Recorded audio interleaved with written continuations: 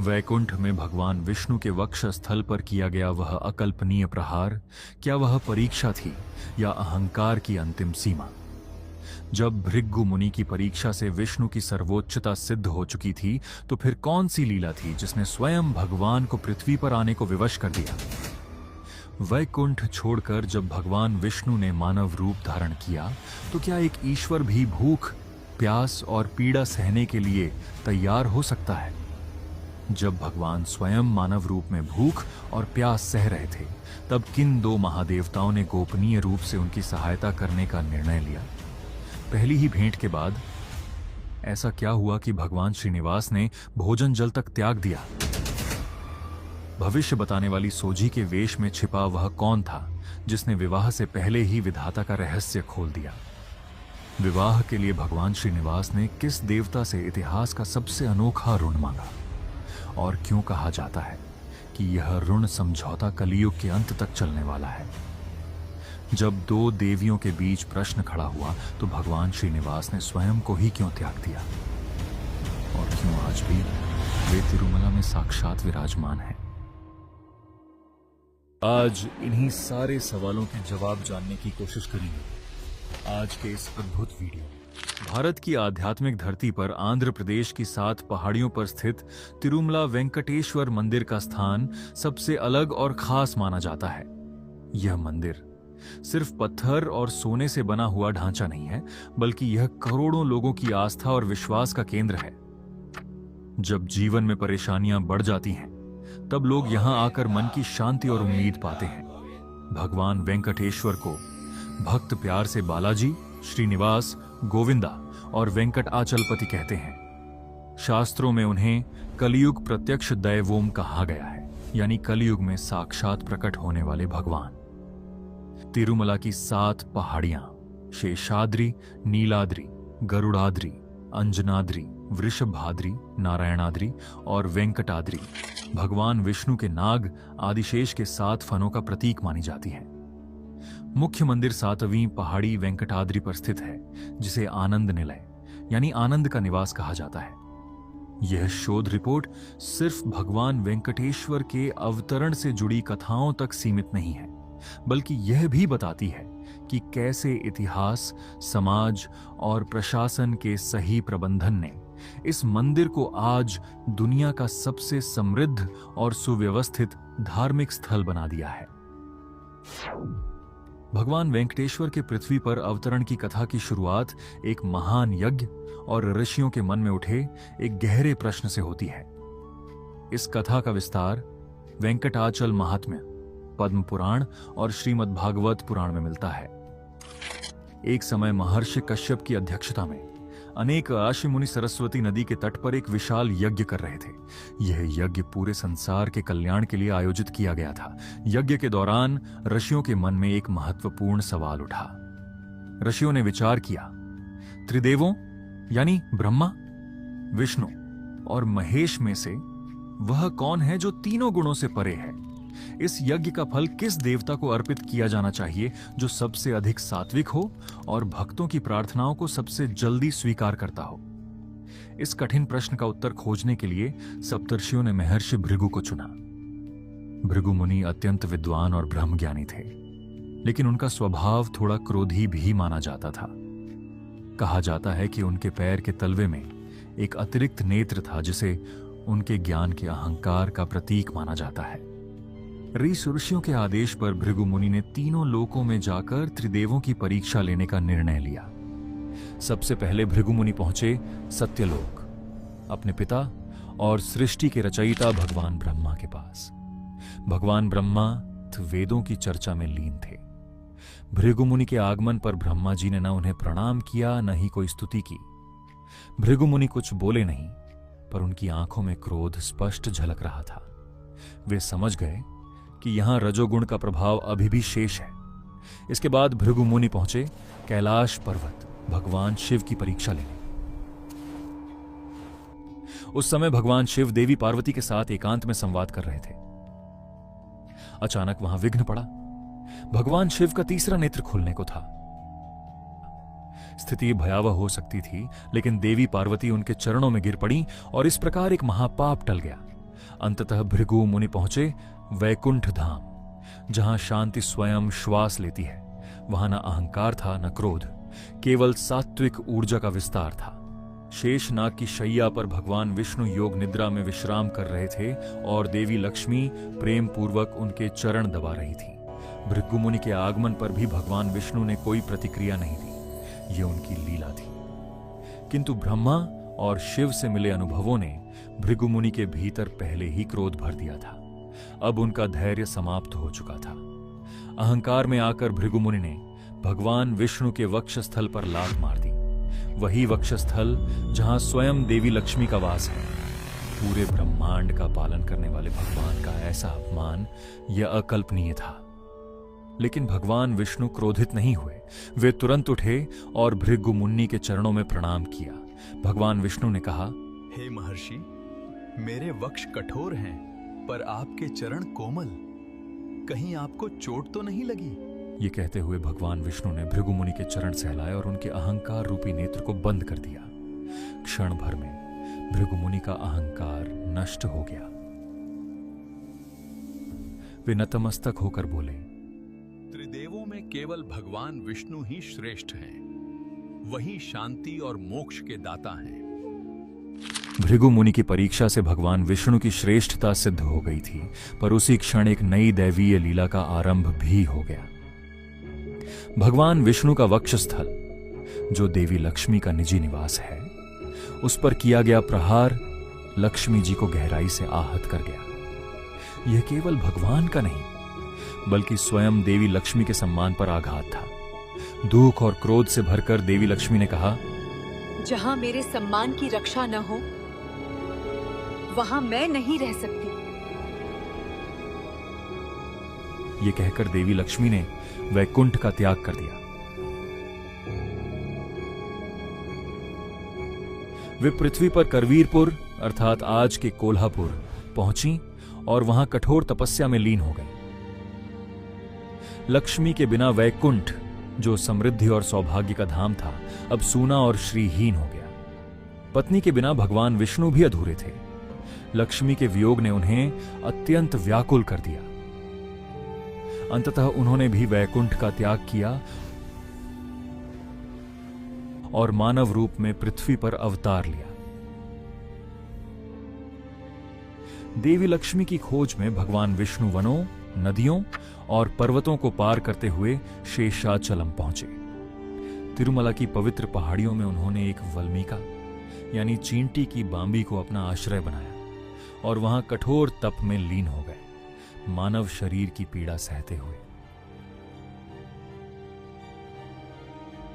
मानव शरीर धारण करने के कारण उन्हें भोजन और जल की आवश्यकता महसूस होने लगी। यह दृश्य देखकर भगवान ब्रह्मा और भगवान शिव का हृदय द्रवित हो उठा।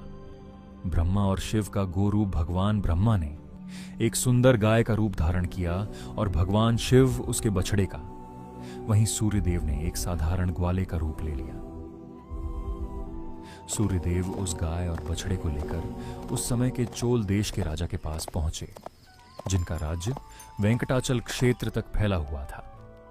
राजा ने उस अद्भुत और सुंदर गाय को देखा और उसे अपनी रानी के लिए खरीद लिया।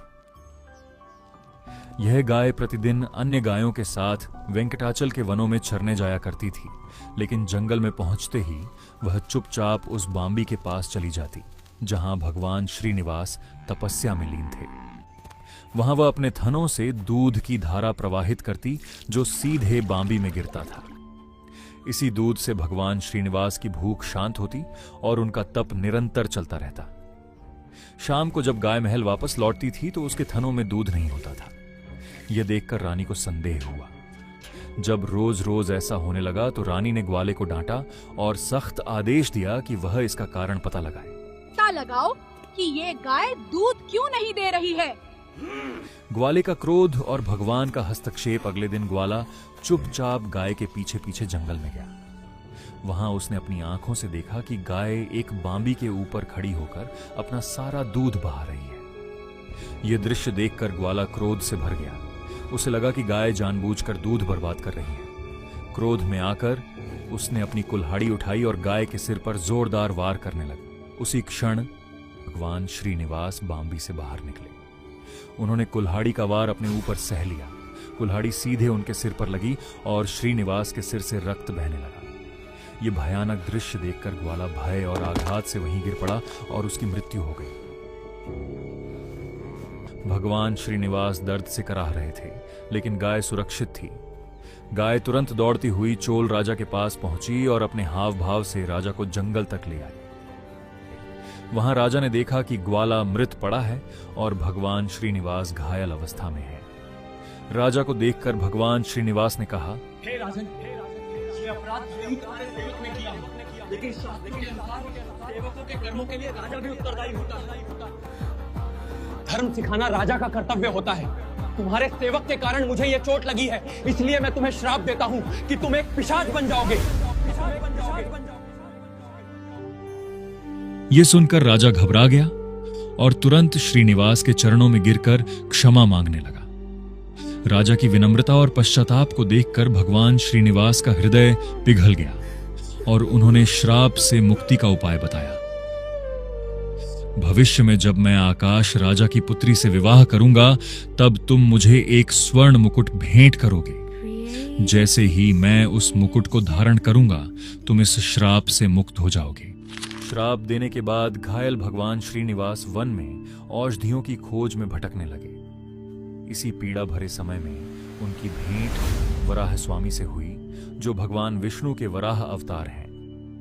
मान्यता है कि वराह स्वामी सतयुग में हिरण्याक्ष का वध करने के बाद से ही इन पहाड़ियों पर निवास कर रहे थे। इसी कारण तिरुमला क्षेत्र को आदिवराह क्षेत्र भी कहा जाता है। भगवान श्रीनिवास ने वराह स्वामी से निवास के लिए थोड़ी सी भूमि देने का अनुरोध किया। इस पर वराह स्वामी ने पूछा कि वे अपनी भूमि किसी और को क्यों दें। तब श्रीनिवास ने उन्हें अपनी पूरी कथा सुनाई और यह भी बताया कि वे कलयुग के अंत तक यहीं निवास करेंगे। इसके बदले वराह स्वामी ने एक शर्त रखी। मैं तुम्हें भूमि देता हूं, लेकिन मेरे क्षेत्र में आने वाले भक्त पहले मेरे दर्शन करेंगे। भगवान श्रीनिवास ने विनम्रता से इस शर्त को स्वीकार कर लिया। इसी कारण आज भी तिरुमला की यात्रा तब तक पूर्ण नहीं मानी जाती जब तक भक्त पहले आदिवराह स्वामी के दर्शन नहीं कर लेते। इसके बाद वराह स्वामी ने भगवान श्रीनिवास को पास ही स्थित एक आश्रम में भेजा। वहां एक वृद्ध तपस्विनी रहती थीं, जिन्हें वकुला देवी कहा जाता था। पुराणों के अनुसार वकुला देवी वास्तव में द्वापर युग की यशोदा मैया अर्थात भगवान कृष्ण की पालक माता का ही पुनर्जन्म थी। द्वापर युग में यशोदा मैया ने पूरे प्रेम और वात्सल्य से कृष्ण का पालन पोषण किया था, लेकिन वे कृष्ण के विवाह उत्सव देखने का सौभाग्य प्राप्त नहीं कर सकी थीं। तब भगवान कृष्ण ने उन्हें वचन दिया था कि कलयुग में उनकी यह इच्छा अवश्य पूरी करेंगे। जब वकुला देवी ने घायल श्रीनिवास को देखा तो उनका हृदय मां के वात्सल्य से भर गया। वकुला देवी ने श्रीनिवास की चोटों का उपचार किया और श्रीनिवास ने उन्हें अम्मा अर्थात मां कहकर पुकारा। अम्मा। वकुला देवी ने भी उन्हें अपने पुत्र के रूप में स्वीकार कर लिया और प्रेम पूर्वक उनका नाम श्रीनिवास रखा। इसके बाद भगवान श्रीनिवास उनके आश्रम में एक आज्ञाकारी पुत्र की तरह रहने लगे और वकुला देवी एक सच्ची मां की भांति उनकी हर छोटी बड़ी आवश्यकता का ध्यान रखने लगी। कथा का अगला अध्याय देवी पद्मावती के जन्म से शुरू होता है।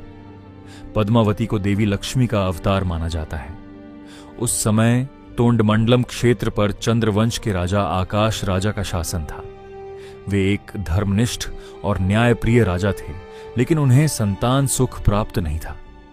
कुलगुरु की सलाह पर राजा ने संतान प्राप्ति के लिए पुत्र कामेष्टि यज्ञ करने का निश्चय किया। यज्ञ की भूमि को पवित्र करने के लिए जब राजा स्वयं सोने के हल से खेत जोत रहे थे, तभी हल की नोक किसी कठोर वस्तु से टकराई। वहां उन्हें एक अद्भुत दृश्य दिखाई दिया। भूमि से 1000 पंखुड़ियों वाला विशाल स्वर्ण कमल खिला हुआ था और उसके बीच में एक दिव्य कन्या लेटी हुई थी। उसी समय आकाशवाणी हुई कि राजा इस कन्या को अपनी पुत्री के रूप में स्वीकार करे। चूंकि कन्या का जन्म कमल यानी पद्म से हुआ था, इसलिए राजा ने उसका नाम पद्मावती रखा। समय के साथ पद्मावती बड़ी हुई और उनके सौंदर्य व गुणों की चर्चा चारों दिशाओं में होने लगी। एक दिन भगवान श्रीनिवास वन में आखेट यानी शिकार के लिए निकले। एक जंगली हाथी का पीछा करते हुए वे नारायण वन के पास स्थित एक सुंदर उद्यान में पहुंचे। वहां राजकुमारी पद्मावती अपनी सखियों के साथ खेल रही थी। हाथी ने अचानक वहां उत्पात मचा दिया, जिससे सभी सखियां भयभीत हो गईं। तभी श्रीनिवास ने आगे बढ़कर हाथी को नियंत्रित कर लिया। इसी हलचल के बीच श्रीनिवास और पद्मावती की दृष्टि पहली बार एक दूसरे से मिली। यह कोई साधारण मिलन नहीं था, बल्कि भगवान विष्णु और देवी लक्ष्मी का पुनर्मिलन था। दोनों के मन में एक दूसरे के लिए तुरंत आकर्षण और प्रेम जाग उठा। लेकिन सामाजिक मर्यादाओं के कारण वे कुछ कहे बिना अपने अपने स्थान लौट गए। आश्रम लौटने के बाद भगवान श्रीनिवास लगातार पद्मावती के विचारों में डूबे रहने लगे। उन्होंने भोजन पानी तक त्याग दिया। जब वकुला देवी ने अपने पुत्र की यह अवस्था देखी तो वे चिंतित हो गईं और कारण पूछा। तब श्रीनिवास ने उन्हें आकाश राजा की पुत्री पद्मावती से अपने प्रेम के बारे में बताया और मां से अनुरोध किया कि वे राजा के पास जाकर विवाह का प्रस्ताव रखें। वकुला देवी एक साधारण सन्यासी की मां थी। ऐसे में एक राजा के पास रिश्ता लेकर जाना उन्हें उचित नहीं लग रहा था। लेकिन पुत्र के प्रेम और उसकी व्यथा को देखकर वे विवश हो गईं और नारायण वन के राजमहल की ओर चल पड़ी।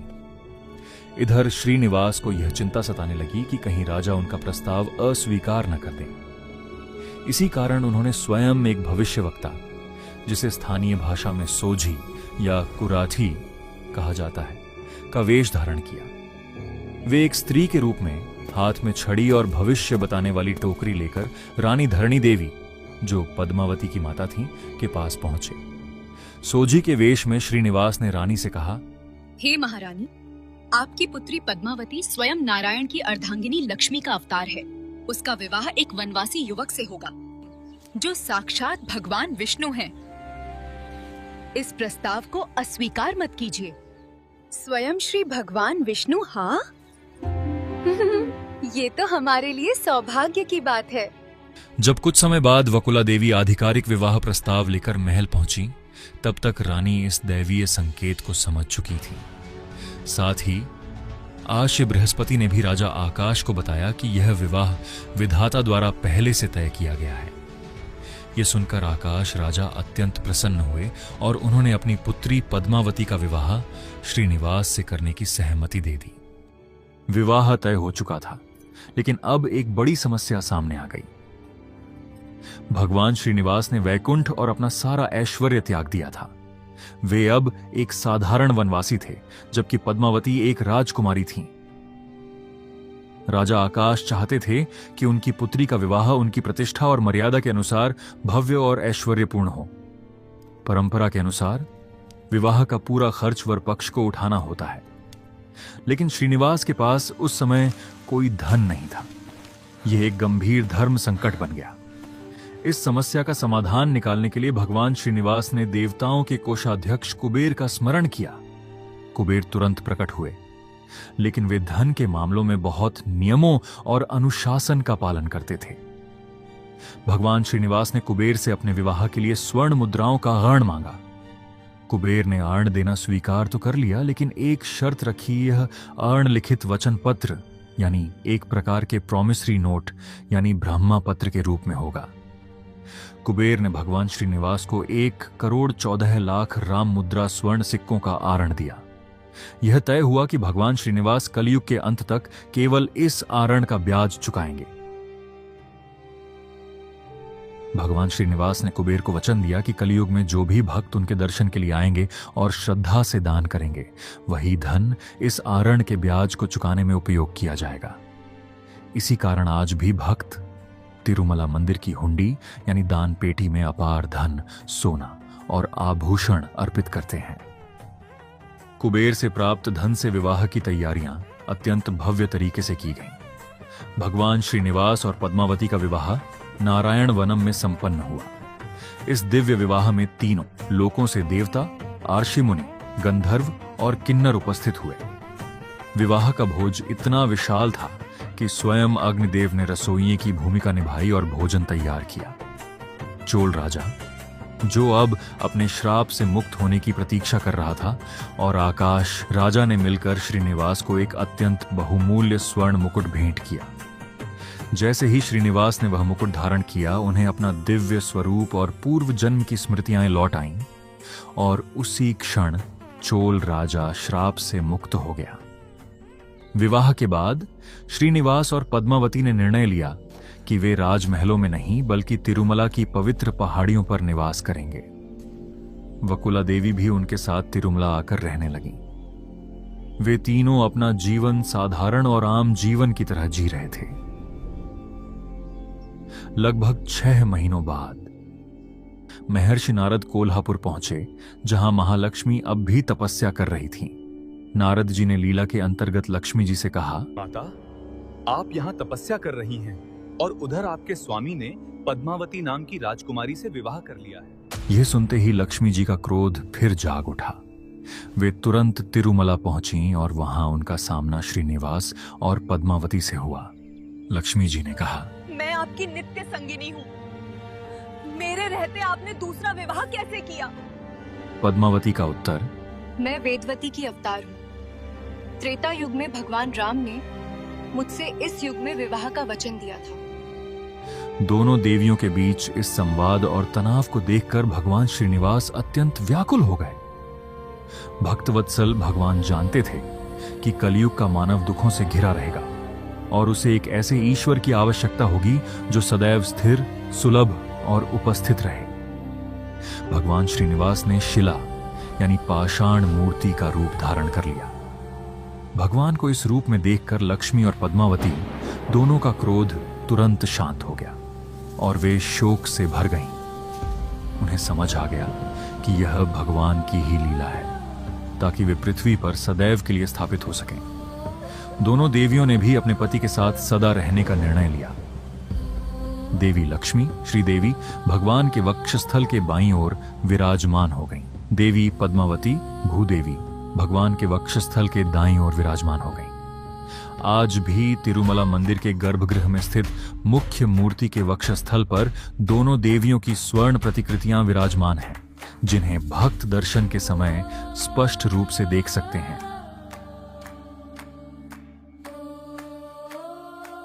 मित्रों, इस तरह समाप्त होती है आज की विलक्षण पौराणिक कथा। अगर आपको यह कहानी अच्छी लगी हो तो लाइक और कमेंट करके अपना प्रेम जरूर बताइए। ऐसी ही और पौराणिक कहानियों के लिए श्री कथा चैनल को सब्सक्राइब करें।